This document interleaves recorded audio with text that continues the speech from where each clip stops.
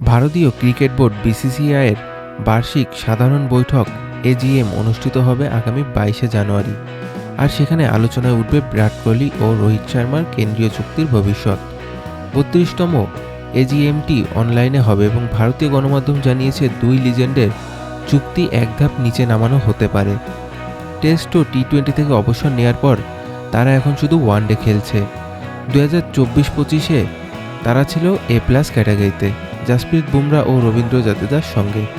তবে এবারের প্রশ্ন, আগের মতো কি A+ থাকবেন নাকি নিচে নেমে যাবেন? যদি এমন হয় তবে তাদের বেতন কমে যাবে 2 কোটি রুপি। বিসিসিআইয়ের নিয়ম অনুসারে A+ বেতন 7 কোটি আর এ ক্যাটাগরিতে 5 কোটি। যদিও দক্ষিণ আফ্রিকার বিপক্ষে সম্প্রতি ওয়ানডে সিরিজে দারুণ ব্যাটিং করেছে দুজন, কোহলি 302 রান এবং রোহিত 146 রান। অন্যদিকে টেস্ট ও ওয়ানডেতে অধিনায়ক শুভমান গিলকে এক ধাপ উপরে তুলে A+ ক্যাটাগরিতে আনার জোর আলোচনা চলছে। বোর্ডের নতুন প্রশাসনিক কাঠামো গঠনের পর এটি হবে প্রথম এজিএম। এখন দেখার বিষয় ভারতীয় ক্রিকেটের দুই বড় তারকার ভাগ্যে শেষ পর্যন্ত কী সিদ্ধান্ত আসে। 5 ম্যাচের টি-20 সিরিজে চতুর্থ ম্যাচে দুর্দান্তভাবে ঘুরে দাঁড়িয়ে বাংলাদেশ অনূর্ধ্ব নারী দলকে 6 উইকেটে হারালো পাকিস্তান অনূর্ধ্ব নারী দল। এই জয়ে সিরিজ এখন 2-2 সমতায়।